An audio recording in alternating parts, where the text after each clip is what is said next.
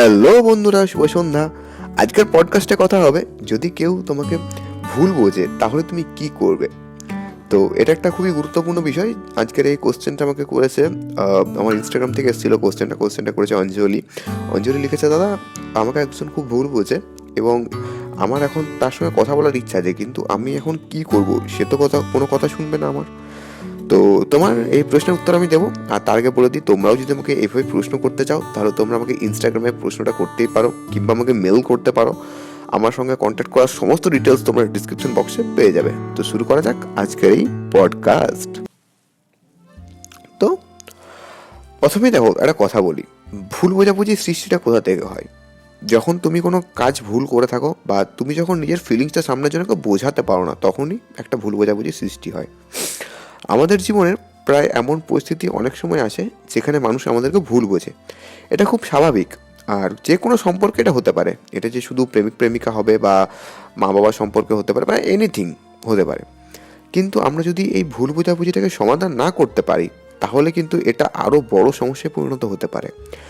আজ আমি তোমার সঙ্গে শেয়ার করব এমন পরিস্থিতিতে আমাদেরকে কিভাবে মেনটেন করা উচিত, বা শান্ত থেকে বুদ্ধিমত্তার সাথে বিষয়টাকে কীভাবে আমরা সামলাতে পারি। তো ফার্স্ট পয়েন্ট, খুব ইম্পর্ট্যান্ট পয়েন্ট, যদি তুমি মাথায় রাখতে পারো, যে ফার্স্টেই পরিস্থিতিটাকে বোঝার চেষ্টা করো। প্রথমেই নিজেকে প্রশ্ন করো, কেন মানুষটি ভুল বুঝছে। হয়তো আমি ঠিকভাবে নিজের মন্তব্যকে বুঝিয়ে উঠতে পারিনি তার কাছে, অথবা হয়তো তার দৃষ্টিভঙ্গি থেকে বিষয়টি আলাদা পুরোপুরি। নিজেকে তার জায়গায় রেখে নিজের পরিস্থিতিটাকে বোঝার চেষ্টা করো। এটা কখনোই করো না যে তুমি জাজ করছো, নাথিং। তুমি তাকে বসাও, নিজের জায়গাটা দাও, আর ওর জায়গাতে তুমি নিজে বসো। তারপরে চিন্তা করো যে তুমি কি ঠিক না ভুল। সেকেন্ড পয়েন্টটা আরও ইন্টারেস্টিং পয়েন্ট আর ইম্পর্টেন্ট পয়েন্ট। রিয়াক্ট না করে রেসপেকশন দিন। রেসপেক্ট দেওয়াটা না, মানে খুব একটা ডিফিকাল্ট জিনিস, সবাই দিতে পারে না। অনেক সময় আমরা আবেগের বসে তাৎক্ষণিক একটা প্রতিক্রিয়া জানিয়ে ফেলি, কিন্তু এতে ভুল বোঝাবুঝিটা আরও বেড়ে যেতে পারে। যেমন একটা ছোট উদাহরণ দিই, যে দুটো বন্ধুর মধ্যে ছোটোবেলায় খুব আমাদের ঝামেলা হতো, ঠিক আছে? তো এরকম একদিন হয়েছিল যে সে একটা কথা বলেনি, বাট আমি মনে করেছিলাম সে হয়তো কথাটা বলেছে। এবার অনেকক্ষণ হলো, তারপরে বলেছিল যে বলেছি তো বেশ করেছি। তো সেখানে আমার খারাপটা আরও বেশি লেগেছিল, ঠিক আছে? তো এই কারণেই বললাম যে রিয়্যাক্ট সবসময় করবেন না, বরঞ্চ সামনের জনাকে বুঝতে একটু চেষ্টা করুন, আর নিজের মন্তব্যটা শান্ত হয়ে একদম ধীরে সুস্থে বুঝিয়ে বলুন। নাম্বার 3 পয়েন্ট, স্পষ্ট এবং সরলভাবে কথা বলো।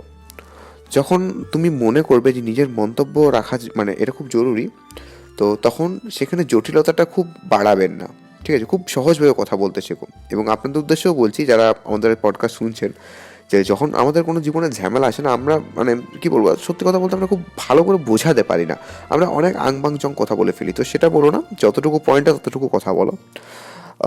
এরকমও অনেক সময় হয় যে যদি কিছু কথা তুমি ঠিক বোঝাতে পারছো না, সেক্ষেত্রে এক দুটো উদাহরণ ব্যবহার করতে পারো, ফলে সহজেই সামনের মানুষটা তোমার কথাটা বুঝবে। নাম্বার 4, অন্যের কথা শোনার অভ্যেস করে তোলো। আমরা কি করি, আমরা সবসময় নিজের কথাটাকে বলতে খুব ভালোবাসি, কিন্তু সামনের জনের যে আছে তার কথাটা আমরা শুনতে রাজি হই না। কিন্তু এটা কি ঠিক? আমরা অনেক সময় শুধুমাত্র নিজের কথাটাই বলতে থাকি, কিন্তু অন্যের দৃষ্টিভঙ্গিটা আমরা বুঝতেই চাই না। তাই তার কথাটা মনোযোগ দিয়ে শোনো আগে। হয়তো সমস্যাটা সেখানেই যুক্তিযুক্ত, বা সেখানে হয়তো সলভ করে দেওয়া যাবে, কিন্তু আমরা তো পুরো কথা সবসময় শুনি না। নাম্বার 5, ক্ষমা চাইতে দ্বিধা করো না। বন্ধু, জানো তো, এই ক্ষমা করা আর ক্ষমা চাওয়া দুটোই মহৎ কাজ। তোমার যদি কোনো ভুল থাকে, বা তোমার যদি বিবেক কোনো জায়গাতে বাধা দেয়, তাহলে সেখানে ক্ষমা চেয়ে নাও। বা বলতে পারো যে তোমার প্রতি অন্যের বিশ্বাস এবং শ্রদ্ধা এতে বাড়বে, কোনোদিন কমবে না। ক্ষমা চাওয়া কোনো দুর্বলতার চিহ্ন নয়, বরং এটি তোমার ব্যক্তিত্ব শক্তির পরিচয়। 6, ভুল বুঝেও যারা বারবার ভুল বোঝে তাদের থেকে দূরে থেকো। যদি কেউ বারবার তোমাকে ভুল বোঝে বা ইচ্ছাকৃতভাবে সম্পর্কটা নষ্ট করার চেষ্টা করছে, তাহলে সেখান থেকে দূরে চলে যাওয়াটা কি বেটার নয়? সেই সম্পর্কটা থেকে কি খুব একটা লাভ হবে, যেখানে সামনে মানুষটা থাকতেই চায় না, যেখানে ভুল বোঝাবুঝি জাস্ট একটা তুচ্ছ ব্যাপার? আর সবার শেষের পয়েন্ট, এই পয়েন্টটা জাস্ট আমার খুব মনের পয়েন্ট, খুব কাছের পয়েন্ট, তোমাকে বলতে চাই, জাস্ট টিপস দিচ্ছি দাদা হিসেবে, যে কখনোই সামনের জনাকে এটা বলো না যে তুমি ভুল বুঝছো। কারণ আমি যদি তোমাকেই ধরি, তোমাকে তুমি বারবার একটা যে কথা বলি যে তুমি এই জিনিসটা ভুল করছো, এতে কি হবে? তুমি আমার প্রতি ইরিটেট হবে, তুমি বিরক্ত হবে। বরঞ্চ আমাদেরকে কথাটা এভাবে বলতে হবে যে আচ্ছা তোমার ব্যাপারটা আমি বুঝতে পারছি, ঠিক আছে, চলো আমরা কোনো জায়গাতে বসি, ঠিক আছে, একটু টাইম স্পেন্ড করি। সেক্ষেত্রে তুমি একটু মাথাটা ঠান্ডা হলে কথা বলো, বা তাৎক্ষণিক কোনো রিয়াকশন দিও না, বা বারবার ওটা বলার দরকার নেই যে তুমি ভুল করছো। এভাবে বলতে পারো যে তুমি হয়তো আমাকে ঠিকভাবে বুঝতে পারছো না, তো আমি তোমাকে বোঝাচ্ছি, বাট এটা বারবার বলো না যে তুমি বুঝতে ভুল করছো। যাই হোক, শেষে একটা কথাই বলবো, ভুল বোঝাবুঝি থাকতেই পারে, কিন্তু সেটাকে কিভাবে সামলাতে হবে সেটা তোমার ওপরেই। সম্পর্কগুলো সুন্দর করতে ধৈর্য, বোঝাপড়া এগুলো খুব দরকার, জানো তো। ইতিবাচক মনোভাবটা তো আরও প্রয়োজন। আমি আশা করি এই টিপসগুলো তোমাদের খুব কাজে লাগবে। ধন্যবাদ সবাইকে। পরের দিন আরও একটা নতুন টপিক নিয়ে চলে আসবো।